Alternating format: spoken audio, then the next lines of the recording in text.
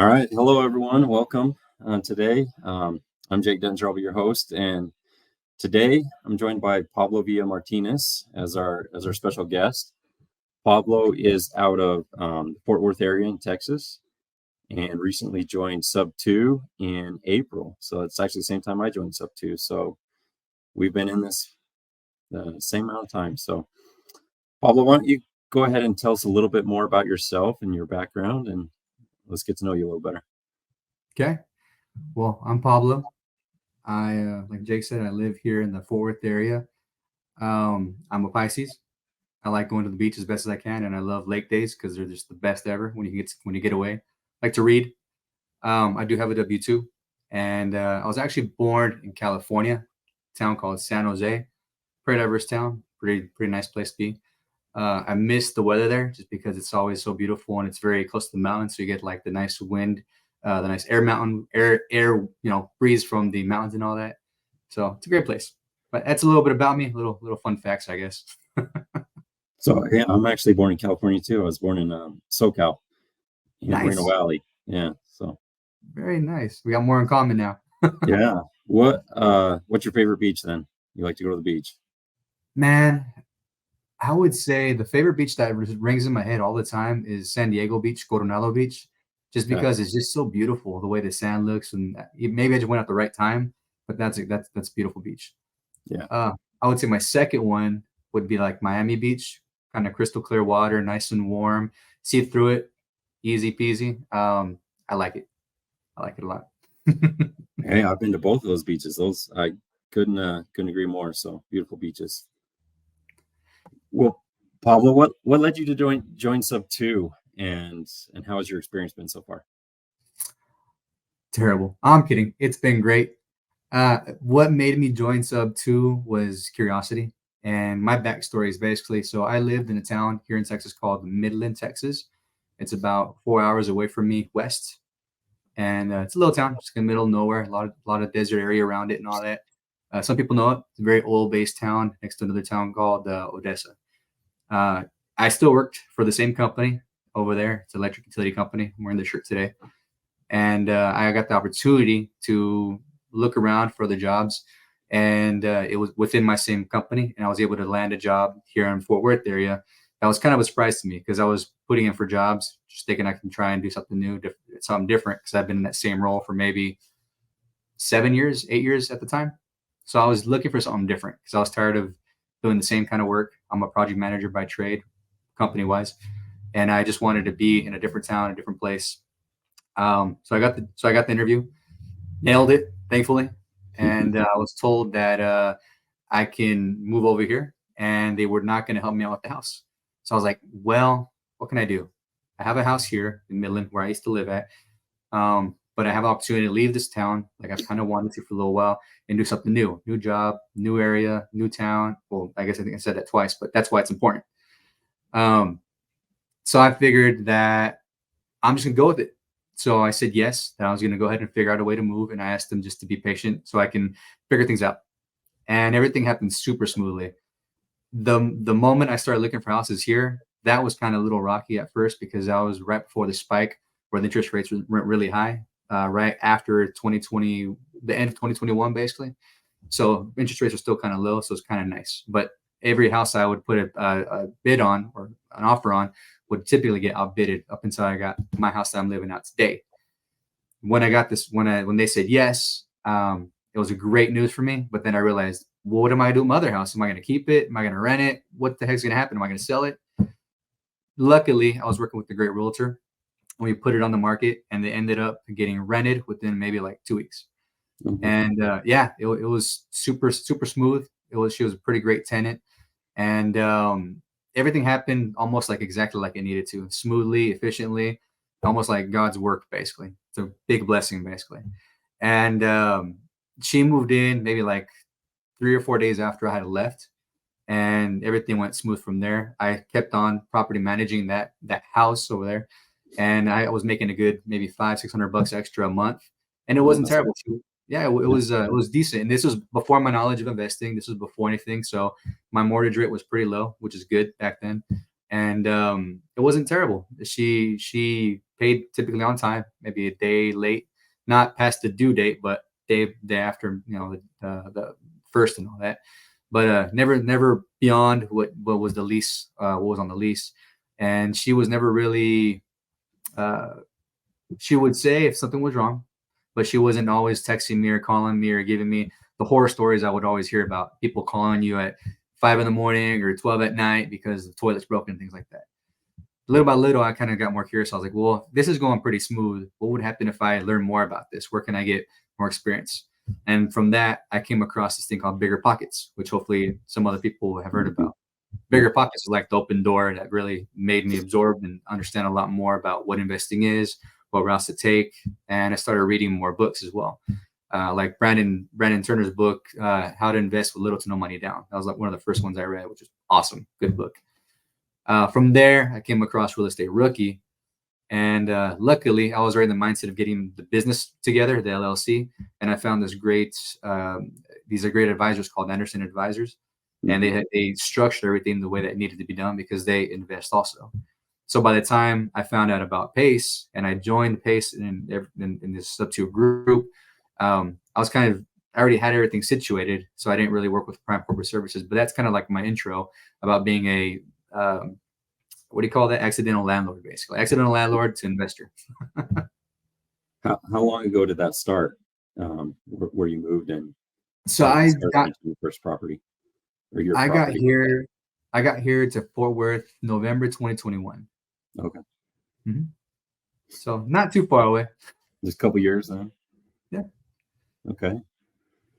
Well, your story's fairly similar to mine, and how I got there as well. But so you also mentioned that your avatar is direct to seller. Maybe can you tell us a little bit about what that means, what you do? What does that avatar look like? So there's like 30 different avatars. Yeah, seems like yeah. The one I ended up focusing on was direct to seller. I did play around a little bit with direct to agents. I ended up not liking that one just because although it's good to talk to agents and good to build those relationships, for me having my 9-to-5 job and not always being able to walk away from meetings or walk away from things I need to take care of work-wise, it became a little bit of a hassle just because I felt like I had to communicate twice as much to the agent just to make sure things are going okay, things are smooth and things like that. And again, it's not terrible, but it was a lot of time for me to feel like I was spending.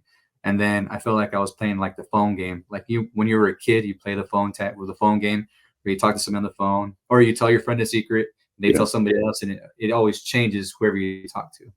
And I kind of don't want to play that anymore. So I wanted to go with the strength of mine, which is working with people, talking with people. And direct to seller visionary was the one I kind of went with and still doing to this day, because I'm the one who's generating my own lists and kind of making sure I focus on the problems I need to solve for this person, whoever it is I help at the time. And I have the vision of what I want to do in terms of how many houses I want, how much they're going to cash flow. And it's one of my strengths because I find it that one of my strengths is being able to inspire and lead people. And when I'm there with somebody or just talking on the phone, I think that comes across. And it's kind of weird to say because I never grew up thinking I was that kind of person. But it really does help out when I'm talking to someone and I can really, truly hear what they're saying by active listening and just making sure I take it all in. And I just make sure I summarize it the best way I can and make sure I understand what they're saying. And I try and use their own words because if I use my own words without thinking about it, it may just completely blow things up because I sometimes speak differently. But being able to do it that way and talk with them and help them out and show them that I'm there for them, leading with empathy, that's what really kind of helps out. But it's just like as well, it's kind of just trial and error and just more practice little by little. Did you know you had those strengths before you started? I mean, were you aware of that, or did you kind of figure that out as you started looking at the avatars and started exploring it? Or so luckily my company makes us take tests every now and then. And like they'll have us take like those personality tests, and all this other tests I can't remember at the moment. But I was kind of aware of it because I'm also in my college days and being in school, I always ended up being one of the people who kind of took a lead in a sense, stepped up a little bit, and I was able to help help morale, boost people's spirits, and make sure I can lead a charge and explain things real well to people. I take something like electricity, for instance. I can take that for someone who doesn't understand it and kind of break it down to how it works, why it works, and why it's needed, and why a transformer may need to be changed, and things like that. So I help break something complicated down to something simple and easy to use words, basically. But yeah, I think I was aware of these strengths beforehand, and I think that's what really made me go for direct to seller visionary. And that's why I like to door knock as well too, because I can be there present with people as best as I can be. That's still a work in progress though, just because no one's perfect at that yet. Yeah. Well, it takes practice, right? But so how are you generating your leads? You know, those sellers, how are you finding them? Are you doing it through Facebook, or you're using other sources to reach out and find those leads? At first, I was trying to use Facebook Marketplace to see how that would work. Like in the very maybe 2 months, I was trying that out. But I ended up finding out that most people I was talking to were either other investors who were selling the houses on their own terms in their own way, or wholesalers. And I quickly learned that I wasn't really talking to the actual seller, which was kind of weird at first. I was like, "What's going on? They're not giving me the information I'm asking for, and it just wasn't working out the way you're taught to think about." Now I actually use PropStream, and Mhm. I like that. I've learned it. It's simple for me. So I like it. It's $100 a month. It's not terrible, and I get to generate my own leads as best as I can. So vacant list or distressed properties or pre foreclosures. I learned I typically go to the county website for that one here in Okay. Tarrant County where I live at, and that's where I kind of pull it out of the website, and I create it make it a PDF and have Excel just downloaded that data, and I just go from there basically. And are you cold calling those leads, or do you have somebody helping you with that? And are you doing warm calls, or kind of talk us through what you're doing with those leads? So I started off doing a lot of cold calling, and as good as that is, it's kind of time consuming also, because some of those phone calls, either some don't work, some are wrong. Some people it's just the wrong number entirely. Sellers sometimes do answer, and when we do, they're either already in the process of talking to a realtor or something else basically. But for the pre foreclosure though, I started just making sure I do door knocking versus just calling, just because with everything they have going on in their lives, what makes me think they're going to answer the phone if they're behind on Right. bills and everything else? They're going to think I'm a collector, Yeah. a collection agency. Excuse me. Yeah. Okay. So what markets are you focused in? Where are you pulling all your leads? Or are you focused in specific areas? I'm City? focusing, yeah, I'm focusing specifically here in the Tarrant County, Fort Worth area, just because I want them to be drivable and where I Mhm. can go and check them out just in case things happen. I think as I get older in this business of ours, and I feel more comfortable, I'll probably go ahead and spread out more. But I want my first few to fully be here, so I can go and talk and go do what I got to do and take care of business as fast as I can, as best as I can now. Just because I don't know, I feel more comfortable that way. Yeah. Hmm. What are you doing to sharpen your closing skills? Because a lot of that, once you get the lead and they're interested, you got to walk them through the process to close the deal. So obviously it takes practice, but what are some of the things you're doing to work on that? So I like to listen on those daily dials in the morning on those Zooms. Hmm. I haven't really participated too much in there because I'm usually at the gym, and it's going to be weird for me to do my set and stop and all that. And I'm not trying to make it an excuse, but it'd be Yeah, weird yeah, me breathing hard trying to. It's also around the time I work too, because I'll finish the gym and go to my office right across the street. But I like to listen to those. I take my notes. But what I like to do as well is, in the times I have, I'll try and record the call and I'll listen to myself what I do. Kind of like if you work on a presentation for work, you want to record yourself first off. You can kind of see your body movements and see how your voice is. I find it helpful. hmm, And just making the calls and studying them as best as I can really is what I think what helps me out the most. awesome. Also bouncing ideas off friends too, and just making sure I'm on the same page and not sound like an idiot. No, those are great things. I kind of in the same boat. I'll jump on the daily dials when I can, and I'm at work as well at W2, so I can't really jump in, but I try and listen and take notes and apply that into my calls. So um, maybe tell us about a real estate win you've had. You kind of told us about your own accidental win, how you got into real estate. Are there any others you've had or anything that you're working on? I've been close to deals, but I'm not the best closer yet. That just takes time and practice. And I'm not afraid to admit that, just because I mean, why run that fast and fall? You know what I mean? But Mm-hmm. I would say real estate win would be I'm past the fire hose stage where I'm not overwhelmed with all of the knowledge, and I have my route kind of planned out the way I'm trying to go to. I've met a lot of great people, so I've made a great network of friends that I can talk to and hang out with and have that same mindset. Because as you've probably figured out too, outside of outside of our investor world, it's kind of hard to talk to people about what we're trying to do. Yeah. So I would say that's a win. But I think another win is I think I'm really learning more that my integrator side is coming out a little bit more, other than my visionary, because I'm making these little CRMs. Like I'm using Google Sheets to make like an LOI generator to where I can input people's information, their own name, first name, last name, address, listing price, things like that. And you can push a button and it takes it and it puts it on a Google document, and it kind of makes it multiple. So you can do it 10, 15 times, whatever it is, how many people you got. So that's cool. And I also made a cool one that I think is more my favorite, which is my pre-foreclosure one, where it's still Google Sheets, but I kind of tied it to where, sorry, I got a text from work. But I tied it to where, so on the Google Sheets, of course, you can have it on your phone and all that. It uploads from my Excel spreadsheets from the county itself, so it's not too hard to really upload.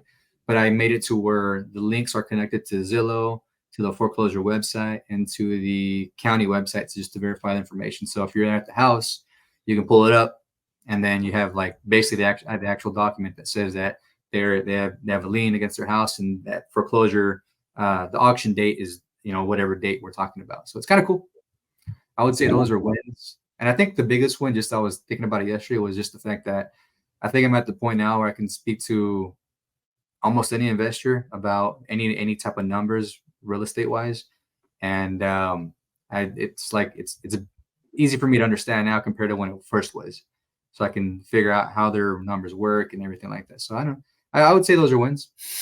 Oh, awesome. That's given me some ideas on the Google Sheets, automating that process for the letters, the LOIs. And that's something that would be cool for me to set up as well. So it's pretty cool. It can save a lot of time, because I mean, like you probably do it now, or like everybody does it now. You get your Google document or your Word document. You have to put all your information in there, save it, put it away, get the next one, do the same thing. And it's cool, but it just takes time. Yeah. Yeah, no, seriously, all about being efficient, right? So yeah. Well, you've mentioned you have a W-2 job, right? And obviously you're trying to do real estate, and trying to get your real estate business going. How are you balancing that? And what does a typical day look like for you, and how you're trying to grow your business but take care of your W-2 at the same time? So I worked in my company for about, at this point, like 9 years, I think. I started back in like 2013, 2014, somewhere in there. So about 9, almost 10 years. It's been a good company.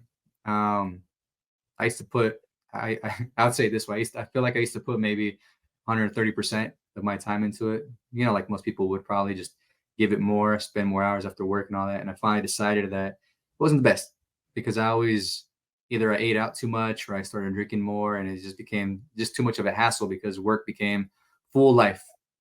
And that's just not the best thing. So I became really all about work-life balance. So now, as I'm today, my day is basically me waking up around 5-ish.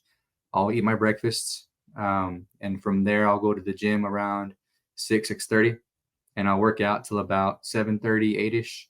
And I'll work from about 8 to about 3:30, 4-ish, depends on the day, sometimes a little longer. And then from when I get home around 4 or 4:30-ish, however it is that day, I'll work on my business, either calling people or working leads or door knocking up until about 7-ish, 8-ish, depending on the day as well. I like it structured like that. Oh, that's not the end of my day either. On most days, most days, I haven't done it here recently, but I typically try and read at least 30 minutes a day. So when I'm done with everything, I'll spend like maybe 8:30 to 9ish, a little before I go to sleep, just trying to read, and that helps out a lot too because it's kind of relaxing. Yeah. From there, I'll take a shower and go to bed. Do it all the next day. But I like it that way just because it's my own structure. It makes me successful. I'm not overcommitting my day to my job, and I'm really utilizing it to make sure I grow more myself and the business at the same time. And granted, it's not 100% into the business at the same time, but I'm also, my way of thinking about it is I'm gonna be doing this for the rest of my life, not company wise, well, not company wise, but investing wise. So I don't feel the need to try and rush and try and get a deal every single day. Maybe that's the wrong way to say it. Maybe that's the wrong way to think about it. But if I'm gonna be focused on this the rest of my life, I think like the way I'm thinking about it is this first year is really building up connections, building up the network, getting to know people, figuring out the best way I'm helping everybody out, making sure I really establish myself in my own route. And then as this year is coming to a close, I'm gonna start hammering what I really want and getting those properties that I really want. But for now, it's really building the connections, refining my skills I've learned for sub two, and making sure that I can make that impact as best as I can to make myself succeed better later on, whether it's working with wholesalers or continue working with direct sellers, basically, or anybody else who may need help too. But that's how I think about it. I'm going to be in this the rest of my life. So why rush to do everything now when I can take my time, refine my skills, do what I need to do. And as time goes on, build it up, make it strong, and make sure I do it cautiously and carefully, and make sure I build what my goals are. Do you find it easy to focus just on that one thing during that time? So like when you're at work, you're focused at work, or are you finding that real estate is creeping in there, and vice versa when you're trying to focus during your time on real estate, or other things creeping into those time periods, or are you able to block it out and focus? That's a good question. I like it because here recently, I feel like real estate is creeping in a little bit more during my work hours. Typically, no, it doesn't. I'm focused on my job. I'm working on my reports, talking about the management and everything else, and doing that. So typically, no. But here, probably this last 2 weeks, I've been feeling like I want to talk a bit more real estate with people, just in general, not just other investors, but just about what I'm doing and how things are going on. And people at work, they don't get it, and they're not really too interested. They don't see it as you and I would see it, or anybody else listening as well. Mm-hmm. So little by little, it's creeping in that way. But I'm trying to make sure I maintain this lifestyle the way I have it, because in the end, this 9 to 5 will also be able to help out too when in the future, when I get to the phase of doing house flipping or things like that, and I can get loans because I still have my 9 to 5 W-2 job that banks want to see. Right. So do you plan to solely be just doing real estate in the future and walk away from your W-2, or do you plan to continue to have this mix? I guess what does the future look like for you, and how far down the road do you see that happening? I envision right now in like 5 years, in a sense, where I have a good balance of work, 9 to 5, I still have it, and I have my properties built up to where I'm financially free and not necessarily reliant on my job. That's kind of what I want. I want that kind of balance to where I can spend time away from the job if I need to, because they're pretty flexible. I don't always have to work in the office. They're pretty supportive as well. But in the end, I don't know. I really haven't made the decision in the future when I'm older and wiser and smarter to fully leave the 9 to 5. That could be, I don't know, maybe a dependency, maybe just because work is comfortable. But at the same time, I find it beneficial because, like I said, it's gonna help out with balance to where I have more things to do, in a sense. I don't know if I'm explaining that right. Mm-hmm. And I'm talking about that in terms of being able to use those loans under my name, like I said, for anything else in the future. But yeah, as of right now, that's the goal. Have the balance. Within 5 years, my little empire is built up where I'm financially independent, and not to the point where I'm overwhelmed with this job, my 9 to 5, but happily with my other one too. Yeah, for sure. That's the hard thing with giving up a W-2 is the being able to pull credit, right? That's a lot easier. Banks are more willing to loan money to those with established W-2s as opposed to 1099s. So that's the biggest thing I'm thinking about. Yeah. So, what value can you provide to other investors out there? What are you bringing to the table that other investors can go to you for? So as of this past weekend, I'm a top tier underwriter. I finished Bo's course and all his videos for all that. So I'm good with numbers in general. I mean, I did go to school for electrical engineering, so I better be good with numbers. But I'm good with numbers, so I can help out in that sense.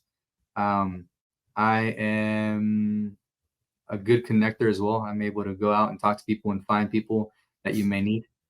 I'm good at talking with people as well, gathering information so I can make phone calls and get what we need done. I'm also, like I said earlier, a project manager by trade. So people need help with trying to set scopes of work or managing contractors or things like that. That's like basically what I've done the last 7 years before I came here, basically. So it's easy for me on that. What else can I provide? Um, I think structure as well. I'm really good with thinking about structure and thinking ahead and making sure we create good systems as best as we can, and helping out, basically just setting reminders for everybody to make sure we stay on track. I'm not afraid to use my voice, not in terms of yelling, but in terms of speaking up when needing to be. Yeah. And I think I do ask good questions when we need to, and I'm pretty good at sometimes playing the devil's advocate, making sure that we're seeing 2 or 3 different perspectives versus just one at the same time. Right. So there's a lot I can help out with. But I would say, yeah, the underwriting I think would be the most, I think, beneficial, powerful one. And like I said, the systems, like I said, the LOI thing I made, that'll be pretty handy if I can help somebody else with that. And my pre-foreclosure list as well, if I can help somebody out in that sense, that'd be pretty cool too. Oh, awesome. Mhm. Yeah, a lot of things there. So, um, how about for you? What do you need from other investors? What are you looking for to partner with or JV with them, or what can other people bring to you? The last book I bought, I know it's a weird way to answer it, but the last book I bought was Raising Capital. Mhm. That book, Raising Capital from Bigger Pockets. And I mentioned that because the thing I'm really trying to work towards right now is trying to build up a list of people who are PMLs or even people who want to be private money partners who have half of the equity or however we structure that. That's what I'm really trying to build up as best as I can. So as deals come through, I don't have to scramble and say I have the money but don't. I'd rather be able to have partners who are ready and willing and trusting that I've worked my numbers well, that numbers will be beneficial not just for me but for them as well on whatever partnership that is, and move forward with the deal as easy and peasy as possible, basically. So raising capital, PML, things like that. That's my biggest focus right now, personally, for myself. Okay, awesome. So, how can people get in contact with you? What's your contact info? So I'm on YouTube and I'm also on Instagram, and it's I should have changed my name to my little handle. I just realized that. Well, we'll But put it down below here, so we'll add a link for you. perfect. It's just my name backwards. It's Villa-Martinez Pablo altogether. No dashes, no periods, no hyphen. Just Villa VILLAMARTINEZ Pablo for both YouTube and Instagram. Awesome. Okay. Well, I'll add that link below, and then we'll put that contact down, the info out there for people to get a hold of you. One final question: anything else that maybe we didn't ask that you want the viewers to know about you, or share with them before we end this? Um, I think if you know anything about me, just I'm here to help. I'm very friendly. I'm pretty genuine. I just want to make sure we all do a good job, and I want to make sure that we educate ourselves too, and just help each other out. My little motto I have for my company, although you guys can't see it, it's in front of me on the whiteboard here. It's lead with empathy and focus on the little things. And I think that's incredibly important, not just when talking with friends or family, but talking with sellers and partners as well. Just because if you can remember the small things, the name of someone's dog, their children, their wife, things like that, the things that some people may consider not worth remembering can be the biggest impact. Especially if you talk to somebody one day and weeks down the line, months down the line, you talk to them again and you bring up that conversation and check on them. Basically, how did that go? Well, you told me last time we're used to looking for an assistant, this and that. Talk to people and just that's how I am. That's who I'm probably always going to be. And Oh, this is a cool thing as well. I'm working on the project forward as well.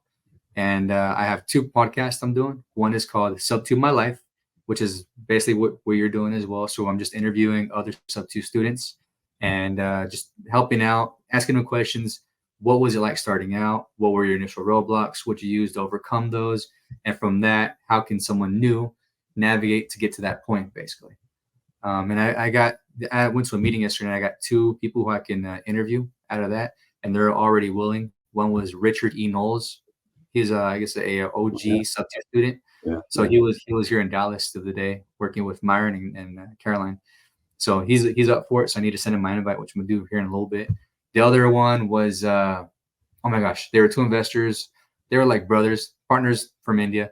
But basically they're like brothers with each other. I can't remember the names at the moment.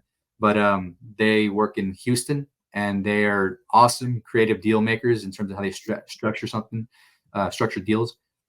And they shared an awesome story, which I wish I could tell you the exact way they told it yesterday, but maybe you have to watch the replay on Caroline and Myron's Instagram. But they basically broke down how they bought a fourplex from initially being sold at 600 to then breaking it down to 450. And also then how they were able to restructure it from it being what was it, like a 0% principal only payment to actually making a interest payment, but also now they're able to write off the interest as tax purposes or something like that. It was super cool, interesting the way they did it and broke it down. And the fourplex they bought ended up going from like barely cash flowing like $200 or so over making money. And they turned it into like a Section 8 rental, and now they're cash flowing like $3,000 over everything. So they know it was great. I can't wait to interview them.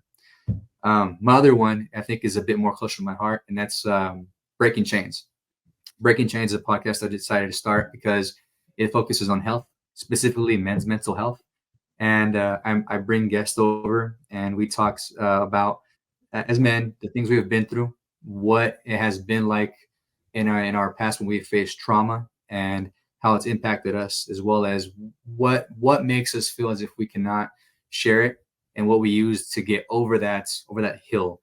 Because sometimes some of us guys, we just get to a point where we feel like we can't share something on our heart, or we feel like we just can't have a safe place to just tell somebody what we're really thinking inside. It's either, yeah, we're fine, we're good, we got this, or we'll take care of it later, or whatever it is. But this is really designed to make sure that it's okay to communicate, it's okay to talk, and that there's no judgment against it as well. I already got 9 people scheduled for that one. So I'm a bit more into that one. Yeah. I already did a first interview with Orlando Diaz Jr. He's a great guy over here in the Dallas area. So if you guys want to check it out. But my next interview is going to be tomorrow with my personal fitness trainer. His name is Garrett. Great guy. And he's going to have some great input as well tomorrow for this topic. So those 2 things I'm working on. Awesome. Hey, I'll put the links down to those as well, so people can check that out. So everybody go check out Pablo and his podcast channels. Those sound really awesome. So appreciate it. One thing that I kind of caught throughout our chat today is, a lot of times you reference to networking and how important that is to kind of really get going. And I think it's important if you really want to accelerate your real estate business to really just start connecting with people. So I encourage everyone to get out there, reach out to Pablo, find ways that you can work with him, and help each other do business, add value to each other. So Pablo, thanks again for joining us today. And like I said, we'll have those links down below so everybody can contact you, and everybody subscribe to the channel below and share with your friends. All right, take care. Thanks. Thank you all.